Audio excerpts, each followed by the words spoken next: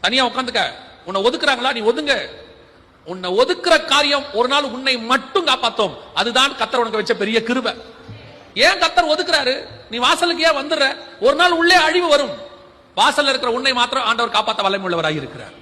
பல நேரத்தில் கர்த்தர் செப்பரேட் பண்ண சொல்றாங்க. Separation is very important. உங்க ஆவிக்குரிய வாழ்க்கையில இருக்கட்டும், உங்களுடைய ஊழிய பாதையா இருக்கட்டும், உங்களை நிறைய பேர் பாவம் செய்யறனோட நீ சேரக்கூடாது.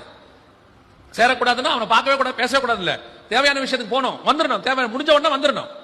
வந்துட்டு மற்ற நேரத்துல போய் உட்காந்து அவங்களோட உட்காந்து அரட்டை அடிக்கிறது, எல்லா வேலையும் பண்றது. அப்புறம் அவன் பண்ற ஜோக்கில் நம்மளும் ரெண்டு சேர்ந்துக்கிறது. நம்ம அங்க பேச மாட்டோம், அதை கொண்டு வந்து நம்ம இங்க பேசுவோம். நான் ஒரு இடத்துக்கு போனேன்னா அவங்க ஒரு ஜோக் சொன்னாங்களா, அப்படி வந்து எங்க சொல்லிட்டு இருப்பான்? வீட்டுல சொல்லுவாங்க, சர்ச்சில் சொல்லுவான். பிசாசு பார்த்தான், அவனை விட இவன் தான்டா நம்மாலு. ஏன்? அவனாவது வெறும் பாவிகள் மத்தியில பேசினவன், இவன் வெறும் பரிசுத்தவான்கள் மத்தியில நம்மளை பத்தி பேசிக்கிட்டு இருக்கான். இன்னைக்கு அதுதான் நடக்குது. ஏன் என்னால ஜெயிக்க முடியல? நீ நடுவுல போய் உட்காந்துக்கிற. கொஞ்சம் உன்னை செப்பரேட் பண்ணு. அந்த செப்பரேட் பண்ணும்போது நீ சில காரியங்களை உலக பிரகாரமா இழக்கத்தான் நேரிடும்.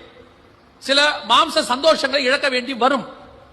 நீ அதை இழந்து பாருங்க, ஒரு நாள் வரும் கர்த்தர் உங்களை மாத்திரம் உயர்த்துறதை நீங்கள் காண்பீர்கள்.